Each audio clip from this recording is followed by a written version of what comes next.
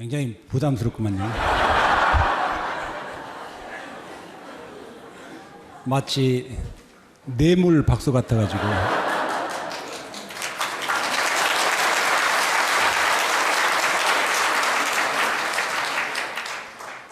제가 어디 특강을 가면은 신자들한테 박수 치지 말라고 합니다. 왜 그러냐면요, 저는 하나님께 상을 받아야 되는데 신자 여러분들이 박수 쳐버리면 박수 한번 받고 제가 그걸 뺏겨버리는 거예요.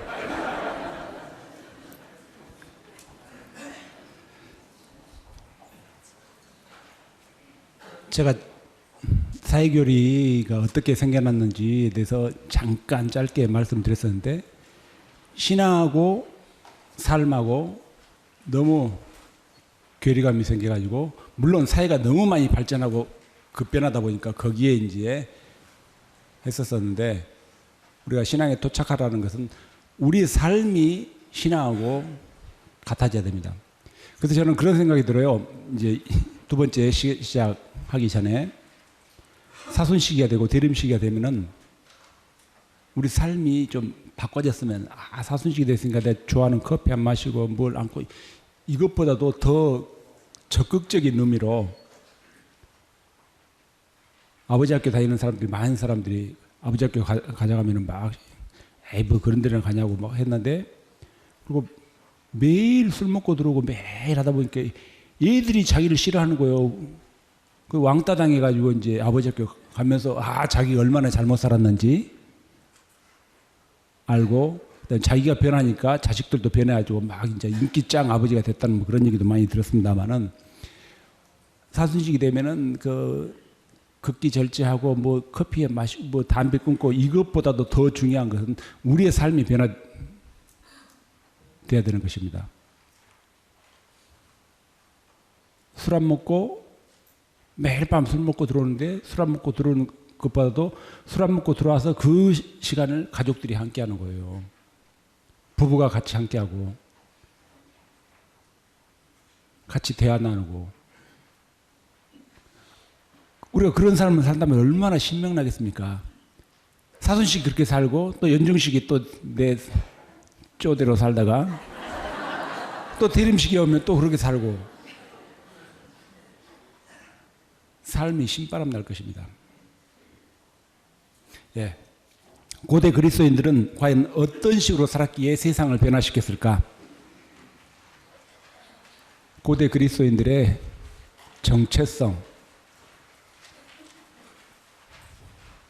첫째, 이웃사랑입니다. 자선 실천이었습니다. 요한 크리소스토모스는 부에 대해서, 물질 부에 대해서 이렇게 얘기합니다. 그대의 부를 가난한 사람들과 나누지 않으면은 그것은 강도짓과 다를 바 없습니다. 하느님께서 그대에게 더 많은 부를 주신 것은 그 부를 그대가 아무렇게나 사용하고 향락에 빠지라고 한 것이 아니라, 가난한 사람들에게, 그 부를 필요로 하는 사람들에게 나누어 주라는 뜻입니다라고 얘기를 합니다.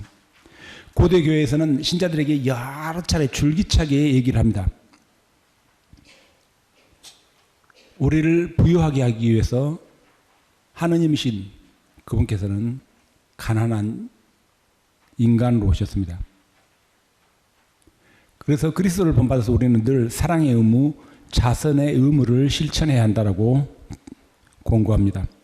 그래서 고대 교회에서는 전문적으로 자선을 실천하는 단체들이 굉장히 많이 있었습니다.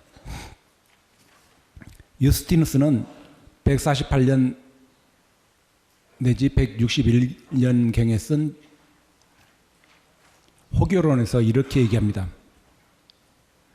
부유한 이들과 기꺼이 도와줄 준비가 되어 있는 사람들이 자신이 원하는 만큼을 주교에게 갖다 줬습니다. 그러면 주교는 그 돈을 가지고, 그 물질을 가지고 고아와 가부, 병든 사람과 돈이 없어 괴롭힘을 당하는 사람들, 그 다음에 감옥에 갇힌 사람들을 도와주고, 낯선 나그네를 많이 도와줬습니다. 오늘날 우리가 생각하는 것 이상으로 고대 교회에서는 그리스도인으로서 이제 여행객들, 다른 지방으로 가는 그런 사람들 굉장히 많이 환대를 했습니다.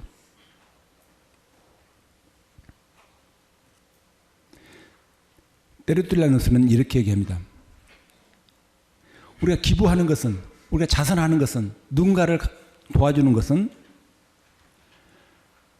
하늘나라의 행복에 참여하기 위한 쌈짓돈이라고 얘기를 합니다.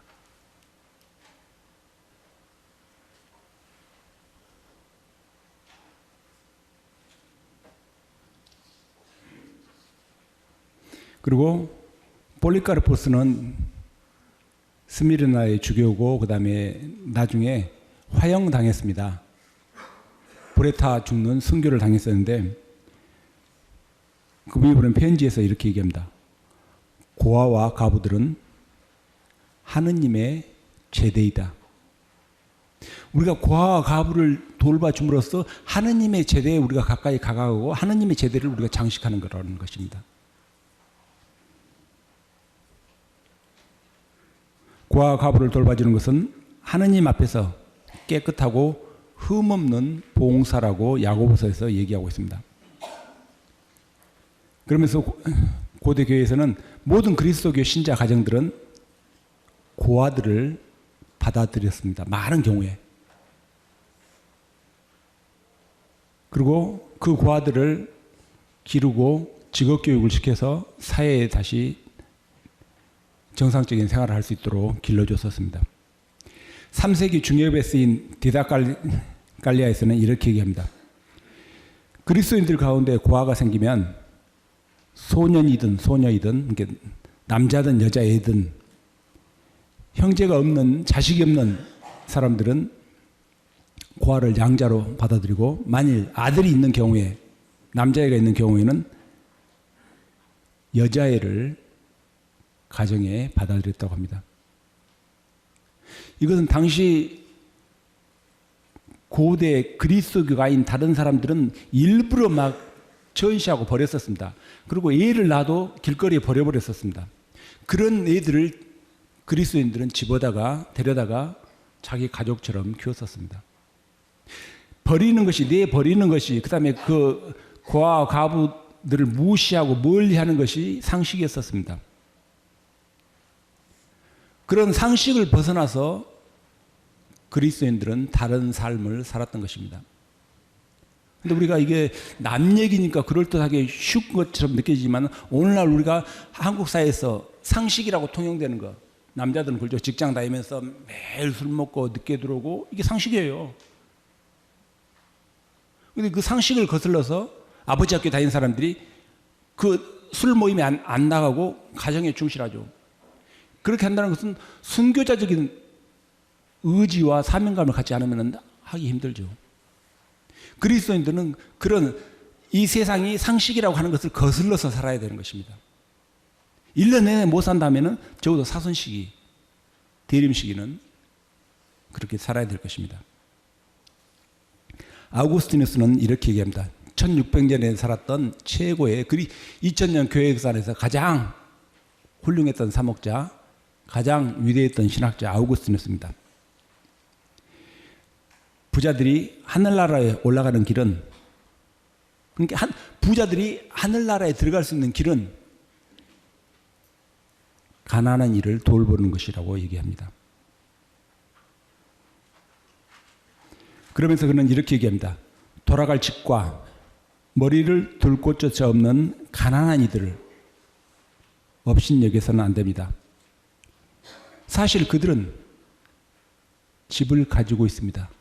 그들에게는 집이 있습니다. 그들은 영원한 감시를 자신들의 거처로 삼고 있습니다. 천상 하늘이 그들의 집이라 그런 말이죠. 우리가 그들을 도와주는 것은 우리가 그들을 돕는 것이 아니라 그 도움을 통해서 오히려 우리가 도움을 받는 것입니다. 이런 적극적인 삶이 있었기 때문에 고대교회 신자들은 정말 그 세상 사람들과는 다른 삶을 살았었습니다. 히에로니무스는 이렇게 얘기합니다. 자신의 가르침을 받고 굉장히 그 많은 재산을 가난한 사람들에게 나눠줬던 파비올라라는 귀분이 있었습니다. 그 사람이 어느 정도까지 했었냐면은 나병 환자까지 돌봤었습니다. 오늘날도 나병은 무서운 병이지만 고대에서는 더 무서웠었죠. 그런데 그 파비올라를 칭송하면서 이렇게 얘기합니다. 우리 모두가 그토록 혐오하는 나병, 보는 것만으로도 구역질 나는 나병 환자들이지만 그들도 우리와 똑같은 존재입니다. 그들이 당하는 고통을 우리도 겪을 수 있습니다. 그러니 여러분, 그들의 상처를 우리 것으로 삼읍시다. 도와주자는 거죠. 그 나병 환자 그 한 사람 개인 안에 그리스도께서 함께 하신다는 것입니다. 그리고 또 하나 고대에서는 또 뭐가 굉장히 그 팽배했었냐면은 애들이 죽는다는 거. 그때는 뭐냐면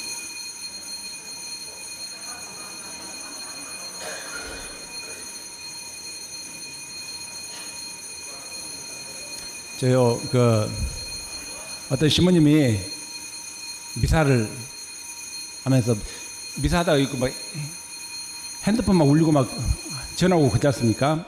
그래서 제가 핸드폰 잡아서 끄세요. 다 끄세요. 끄셨죠? 미사를 한참 드리는데 갑자기 핸드폰이 또 울리는 거예요. 그 끄라니까 계속 들리는데 제대에서 들리는 거예요. 신부님 핸드폰이 들리는 거예요. 그래서 신부님이 딱 켜가지고 딱, 여보세요?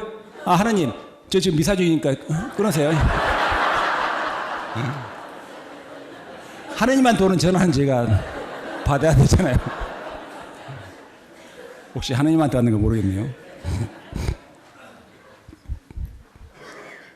그때는 질병이 의료술이 그렇게 많이 발달하지 않았기 때문에 애들이 많이 죽었습니다. 그러면 그것을 다 길거리에 내다 버렸었어요. 근데 그 죽은 자, 그 다음에 또 거지들 장례를 못 치르죠. 그런 사람들을 다 걷어다가 장례를 치러줬었습니다. 치러질 의미가 전혀 없는 거예요. 근데 왜 그러냐면은 그리스도인이기 때문에, 내가 그리스도인이기 때문에 믿지 않는 사람이라도 그렇게 다 걷어서 해줬었습니다. 그래서 그 혹독한 박해를 견뎌내고도 그리스도가 살아남을 수 있었던 거예요. 그런 사람들, 그 시대에 예를 들어서 그 시대가 지금 오늘날이라면은 사회교육이 필요 없어요. 우리 삶을 완전히 근데 종교는 그죠? 나와 하느님과의 관계만 생각하는데 지금은 이제 사회가 발전하다 보니까 이게 세상과 관계도 있죠. 그 다음에 나는 개인적으로 개개인은 죄를 짓지 않는다 하더라도 이 구조적인 악이 우리를 죄 짓게 만들 수 있죠. 구조적인 사회가 우리를 악의 구렁이로 몰아넣을 수 있고 어떤 잘못된 정책을 하면은 그렇게 될 수 있죠. 그런데 맞서서 우리가 그리스도인답게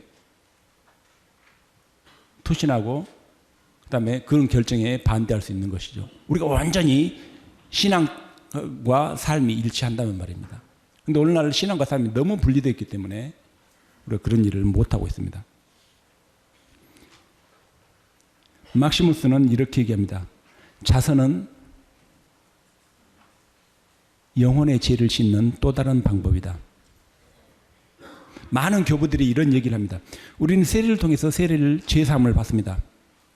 죄사함을 받는 세 가지 중요한 종교적인 행위가 있습니다. 기도, 단식, 자선입니다. 고대교에서는 그러니까 우리가 완전히 모든 죄를 죄사함 받을 수 있는 기회는 딱 한 번이죠. 세례. 그리고 아까 제가 참회 얘기했었죠. 참회. 대죄를 지면 문 밖에서 거적 뒤집어 쓰고 참회복 뒤집어 쓰고 막 들어가는 사람한테 절하면서 자기를 위해서 기도해 달라고. 이게 얼마나 심했냐면요. 자기 죄를 살인, 배교, 간음 그런 대죄를 지었을 때 그 죄를 사함받는데 11년을 그렇게 거적 뒤집어 쓰고 있었어요. 그러면 공직 생활도 할 수 없었습니다. 결혼한 사람은 부부 생활도 할 수 없었어요. 거의 수도자처럼 그렇게 극기 고행하면서 그 제상을 받았습니다. 그러다 보니까 고대에서는 어떤 것이 생겨나냐면은 세례를 언제 받으면 가장 좋겠어요? 죽기 바로 전에. 하고 세례를 안 받으려고 한 거예요. 많은 사람들이. 아우구스티는 다른 의미에서 세례를 안 받으려고 했죠. 참된 진리를 찾아서 막 찾아다녔었어요. 근데 그 세례 말고, 근데 우리는 세례를 받고 나서도 모든 죄가 사해졌지만은 죄를 지을 수밖에 없죠. 근데 그 죄사함을 받은 것이 기도, 단식, 자선입니다. 신앙의 관점에서 볼 때 죄를 더 자주 용서받을 수 있는 것은 자선입니다. 왜냐하면 세례는 단 한 번만 받을 수 있지만 자선은 베풀 때마다 그 자선 행위를 통해서 우리의 죄를 용서받을 수 있기 때문입니다. 세례와 자선은 우리에게 생명을 주고 죄를 용서해 주는 자비의 두 원천입니다. 막시무스가 하는 얘기예요. 세례와 자선, 이 두 기둥을 꼭 붙잡고 있는 사람은 누구든지 하늘나라의 영광을 보게 될 것입니다. 비록 세례를 받고 나서 죄를 지었다 할지라도 자선의 강물에 몸을 담그는 사람은 누구든지 자비를 입을 것입니다. 그러니까 누구를 가난한 사람을 도와준다는 것이 궁극적으로 나를 위한 거였어요. 우리가 오늘날 사회적인 문제, 그리스도교적인 관점에서 사회교리적으로 판단하고 하는 것도 궁극적으로는 사회에 대한 자선과 마찬가지인 것입니다.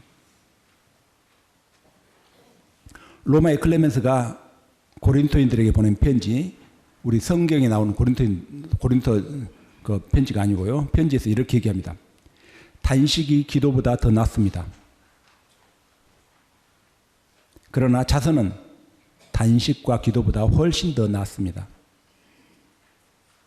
전통적으로 사순 시기, 부활 시기의 주된 강론은 단식과 자선이었습니다. 그리스도인의 단식은 그냥 밥 먹는 것에 의미가 있는 것은 아니에요. 오늘날 많은 사람들은 단식하죠. 건강을 위해서, 미용을 위해서.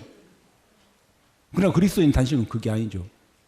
그리스도의 순환에 동참하고 그다음에 그 단식에 해서 얻어진 돈을 가난한 사람들에게 베풀었었습니다. 세상 사람들로 하여금 그리스도인이 누구인가 라는 사실을 가장 잘 알게 해주는 것은 자선이었습니다. 따라서 자선은 그리스도인의 정체성을 나타내는 것이고 그리스도인의 권리이자 의무였습니다. 우리가 누릴 수 있는 권리였어요. 자선은 모든 그리스도인들이 반드시 실천해야 될 의무입니다. 히에로니무스가 이렇게 얘기해요. 야씨, 나는 가난해서 돈도 없는데 어떻게 자선을 베풀지? 아무리 가난한 사람이라 할지라도 자선을 베푸는 의무에서 면제될 사람은 없다라고 얘기합니다. 왜냐하면 아무리 가난한 사람이라 할지라도 냉수 한 잔은 대접할 수 있기 때문입니다. 꼭 돈을 많이 베풀어 쓴 것이 아니라 자기 처지에 맞게끔 하면 되는 것이죠. 아우구스티누스는 이렇게 얘기합니다. 이건 1600년 전에 한 얘기입니다. 부자의 잉여물은, 부자가 누리고 있는 가지고 있는 재산은 가난한 사람들에게는 필수품입니다. 당신에게 남아있는 것은 무엇이든지 간에 그것은 결코 당신의 것이 아닙니다. 그래서 교부들은 부자가 가지고 있는 부는 가난한 사람들한테 뺏은 착취물이라고 했었습니다.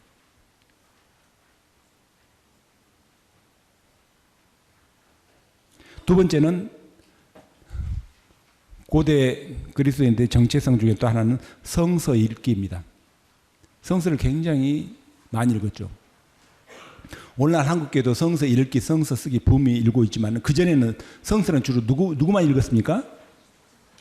개신교 신자들만 읽었어요. 근데 우리 천주교 신자들 성서 읽는다 그 큰 하나님의 은총이죠. 근데 고대교에서는 엄청나게 성서를 많이 읽었습니다. 아우구스티누스는 이렇게 얘기합니다. 하나님의 뜻을 찾기 위한 첫 번째 방법은 성서를 읽는 것이라고 얘기를 합니다. 성서는 모든 그리스도인들의 영적인 토대이고 신앙 규범이었었습니다. 아타나시우스가 1700년 전에 살았었어요. 하나님의 가르침, 교회의 결정사항을 지키기 위해서 20년 동안 유배를 당했습니다. 5차례에 걸쳐서 20년 동안 이집트에서 유배 생활을 했던 사람입니다. 그가 수도자들에게, 동정생활하는 수도자들에게 이렇게 얘기합니다. 매 순간 어떤 일을 하든지 성서를 묵상해야 할 것입니다. 새로운 태양이 떠오를 때 당신의 두 손에는 성서가 들려져 있어야 합니다. 이른 아침에 첫새 일출 딱 해야지 그 햇빛이 창문을 통해서 딱 들어올 때 내 손에 성서가 들려 있는 거예요. 그 얼마나 아름다운 모습입니까? 거의 밀레의 만종, 더 아름다운 모습이죠. 성서를 비춰주는 새로운 태양, 축성된 동정녀들이, 모든 그리스도인, 꼭 동정녀 수도자들만 얘기한 것이에요. 모든 그리스도인들이 아침을 열기 전에 일어나서 신랑을 기다리며 묵상하는 책을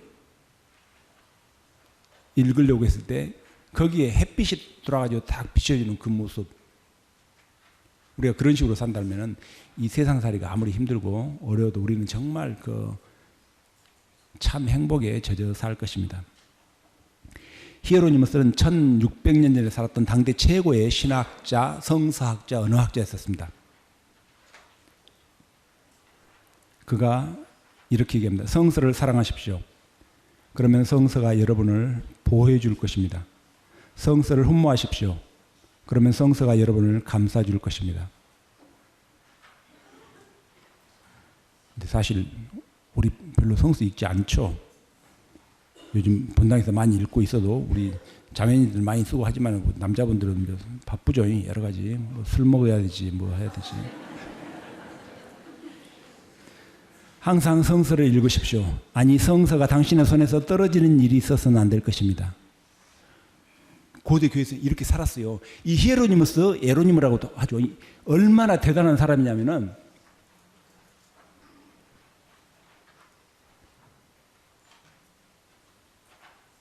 자기 아는 사람의 손녀딸 이제 교육을 어떻게 시킬 것인가를 편지를 써서 가르쳐줘요. 엄마, 아빠 이 말이 터지자마자 뭘 가르쳐야 되느냐? 하느님의 말씀을 가르쳐야 된다는 거예요. 그러면서 얘기합니다. 그러면 그때부터 성서를 어떻게 가르칠 것인가? 무조건 막 아무거나 읽게 할 것인가? 단계별로 얘기를 합니다. 그러면서 뭐라 하냐면은 제일 마지막에 명호가 튀어가지고 이제 사리 판단이 있을 때 무엇을 제일 난주 읽게 하냐면은 성서 중에 어떤 걸 제일 늦게 읽으라 했을까요?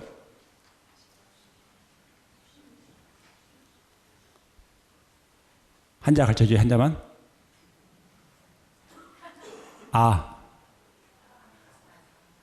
아가서. 남녀간의 사랑 같잖아요. 그러니까 이게 명호가 트지 않는 상태에서 읽으면은 잘못 그렇게 오해할 수 있다고 말이죠. 그걸 제일 나중에 합니다. 저는 그 글을 읽으면서 와 정말 오늘날 우리는 어쩌습니까? 초등학교 때 성당 잘 나가죠. 중학교만 가면 어쩌요? 야, 이 자식아, 네 정신 있어 없어? 막 나가려는 애들 성당 못 나가게 하고. 이제 고등학교 가면 거의 이제 안 보내죠. 이런 상황에서 우리 자식은 성당에 보낸다 쉽지 않아요. 그러나 그리스도인들은 세상 사람들과 다르게 살아야 하는 것입니다.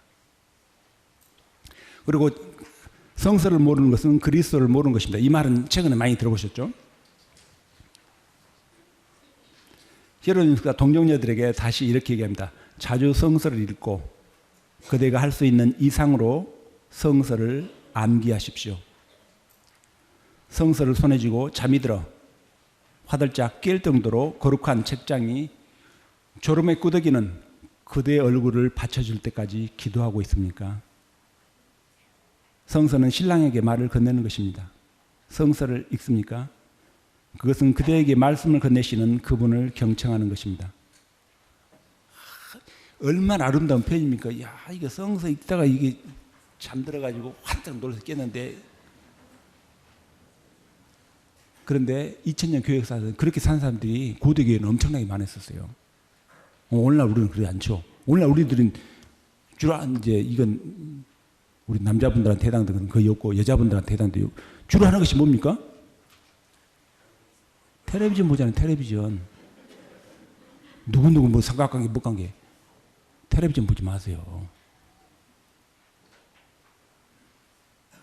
거의 현실 속에 일어나지도 않는 일을 가지고 막 만들어가지고 뭐 김수현 작가가 만들고 뭐 그러니까 그거 모방해가지고 이제 뭐 그렇게 또 세상 사람들이 다 텔레비전 본다 하더라도 드라마 본다 하더라도 우리 그리스도인들은 봐서는 안 되죠. 다른 세상 사람들과 다른 삶을 살아야 돼요. 그리스도로 산다는 것이 오늘날 쉬운 것은 아니에요. 그러나 정말 우리가 그리스도인답게 살았을 때는 세상이 줄 수 없는, 하나님만이 주실 수 있는 참 행복을 살 수 있는 것입니다. 뭐 그래도 뭐 오늘도 가셔서 드라마 보시겠죠?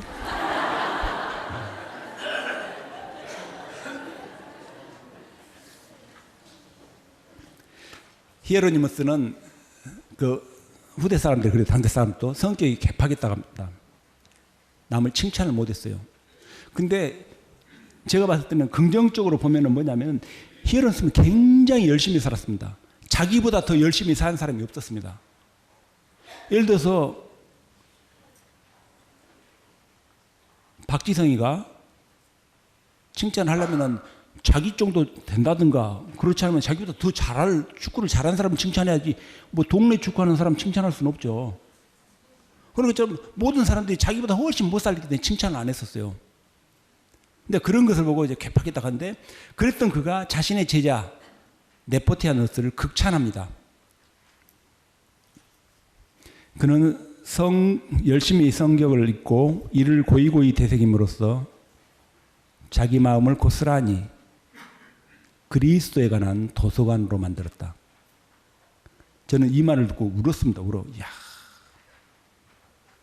우리 모두가요, 성경을 읽고 묵상해서 우리 마음을 온전히 그리스도에 관한 도서관으로 만든다면 얼마나 좋겠습니까? 그러면 아마 정말 몇 끼 굶어도 행복할 거예요. 그리고 또 이렇게 얘기합니다. 대그레고리우스가 황제 주치의였던 테오도로스에게 보낸 편지에서 이렇게 얘기합니다. 당신은 당신 구원자의 말씀을 날마다 읽는데 소홀히 하고 있습니다. 성서는 전능하신 하느님께서 피조물에게 보내는 편지가 아닙니까? 만일 당신이 여행 중에 세속의 황제로부터 편지를 받았다면 그 편지를 읽기 전에 얼마나 가슴 조아리고, 그 다음에 그 편지를 읽으려고 잠들지도 않을 것이라고 얘기를 합니다.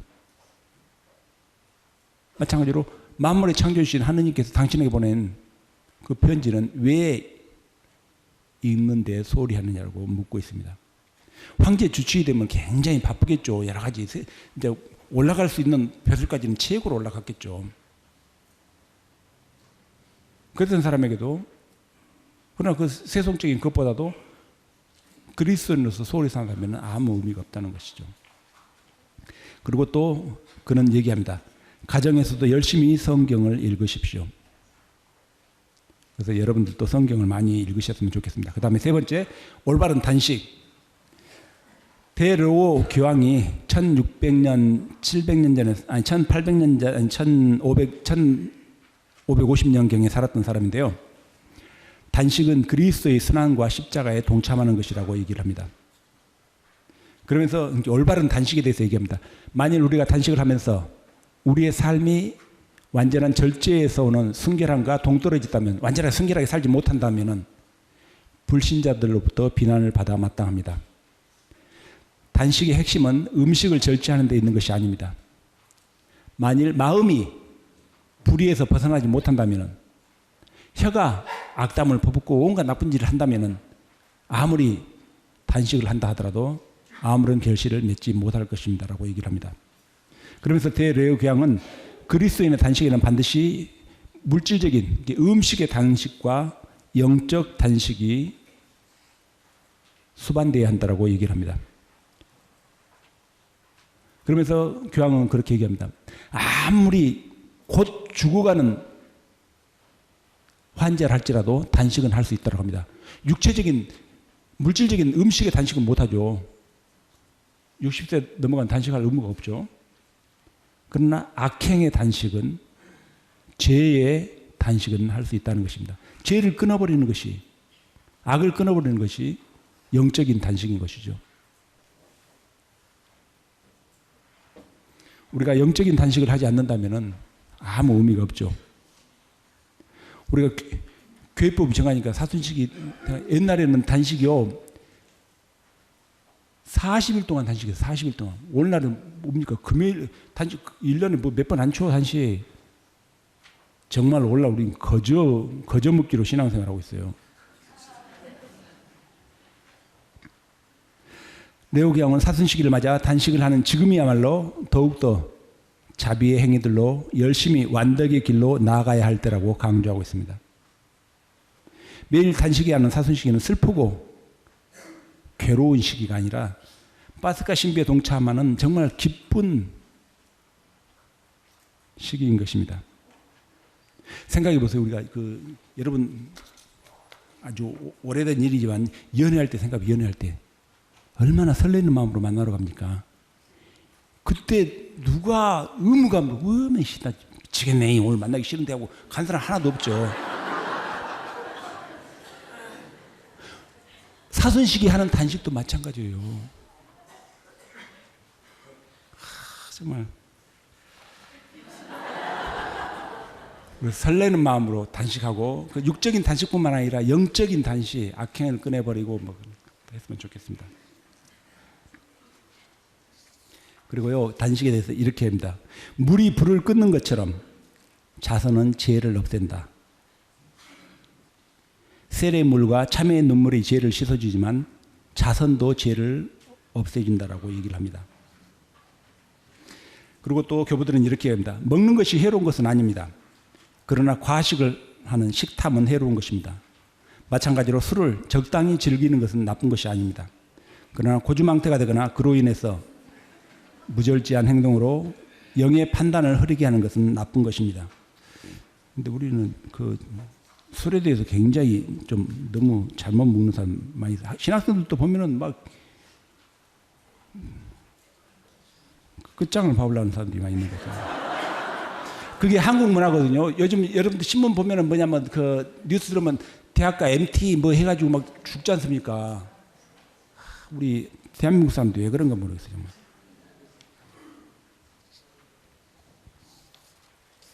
그리고 또 이제 히에로님스가 이런 얘기를 합니다.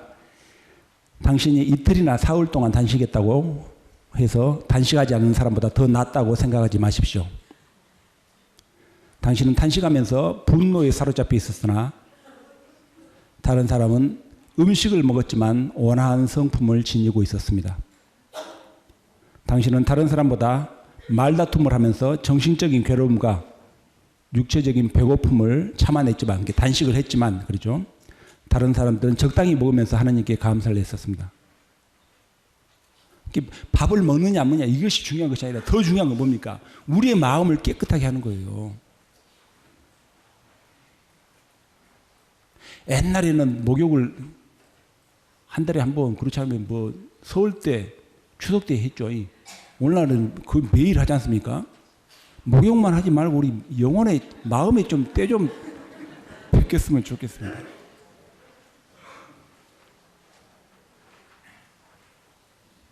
배부름은 배를 대바실리우스가 얘기합니다. 배부름은 배를 위한 것이나 단식은 영혼을 위한 것입니다. 육적인 단식, 영적인 단식까지 우리가 같이 했으면 좋겠습니다. 그리스도와 하나가 되려면 당신의 영혼을 죄에서 깨끗이 씻으십시오. 그리고 단식을 하십시오. 라고 얘기하고 있습니다. 삶은 갖고 가는 것입니다.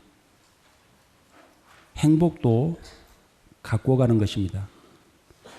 신앙도 갖고 가는 것입니다.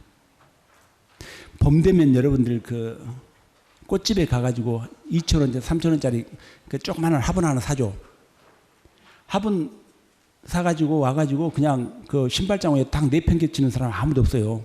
2,000원, 3,000원짜리. 매일매일 물을 주죠.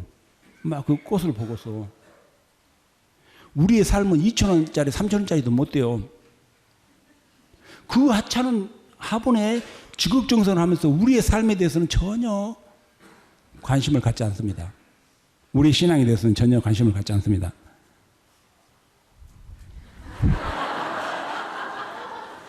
제가 이거 드니까 좀 분위기가 달라지죠.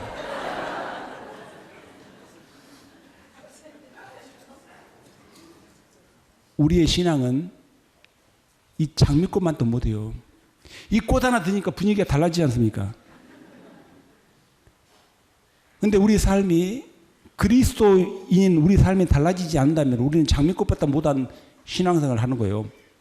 그것 할 바에야 성당 안 나오고 집에서 텔레비전 보는 게 낫죠.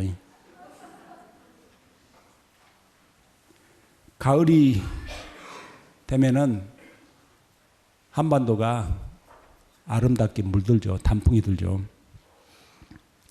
우리 그리스도인들도 하느님의 사랑에 아름답게 물들었으면 얼마나 좋을까 생각합니다. 물들어야 합니다. 그게 우리의 권리이고 의무인 것입니다. 그게 오늘 이 자리에 모인 여러분들이 해내야 할 몫입니다. 우리 각자가 그걸 했을 때 한국교회는 달라집니다.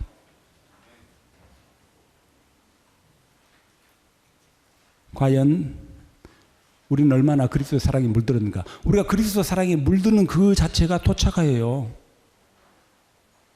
토착하는 신학적으로 굉장히 어려운 작업이지만 우리 삶에서는 굉장히 쉬운 겁니다.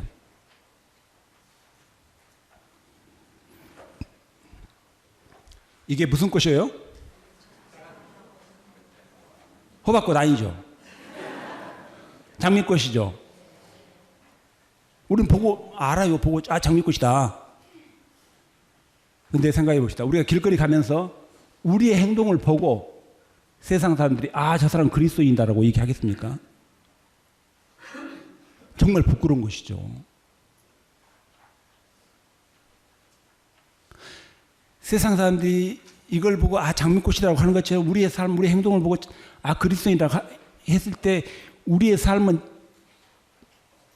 엄청난 행복에 겨워서 그야말로 꼬꾸라 죽을 겁니다. 하나님께서 우리에게 바라시는 것은 정말 우리 행복입니다. 가을이 되면 단풍이 들죠. 가을이 오면은 여름에 그 무성했던 잎들이 다 떨어집니다. 나무는 하찮은 나무들도 계절의 변화를 느끼면서 자연에 순응합니다. 만물의 영장인 우리는 그렇지 않죠. 40살이 돼도 50살이 돼도 60살이 돼도 변할 줄 모릅니다. 천년만년 살 것처럼 고집에 아집에 사로잡혀 있는 것이 우리들입니다. 신부가 되면은 신부 생활을 오래 하면 오래 할수록 더 하나님과 가까워지는데 하나님과 더 멀어져요. 이 세상 모든 사람들이 그렇게 반대의 삶을 산다 하더라도 나 혼자만 잘 살면은 희망이 있는 겁니다. 그래서 우리가 남을 탓하기 전에 오늘 한번 시작해보세요. 오늘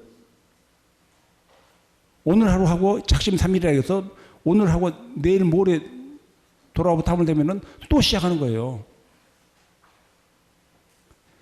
저는 여러분들한테 박수 받는 것보다도 정말 노성기 신부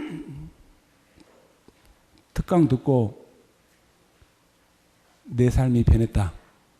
10년 뒤에 제가 만났을 때 아이고 신부님 얘기 듣고 제가 많이 참 변하고 또 행복합니다.